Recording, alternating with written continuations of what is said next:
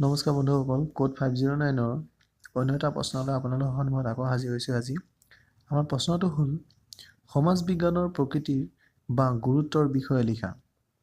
উত্তৰটো হৈছে প্ৰথম, মানৱীয় গতিবিধিৰ ওপৰত প্ৰত্যক্ষ বিচাৰ, অৰ্থাৎ যিয়ে বিভিন্ন সামাজিক সাংস্কৃতিক ক্ষেত্ৰৰ মানৱীয় আচৰণসমূহ প্ৰত্যক্ষভাৱে বিচাৰ কৰে। দ্বিতীয়, মানৱ সমাজৰ উন্নত অধ্যয়ন, মানৱ সমাজৰ উন্নত পৰ্যায়ৰ অধ্যয়ন আৰু ইয়াক উচ্চ শিক্ষাৰ পৰ্যায়ত সাধাৰণতে শিকোৱা হয়। আমাৰ তৃতীয় পইণ্টটো হৈছে মানৱ সম্পৰ্কৰ সত্যতাৰ অনুসন্ধান।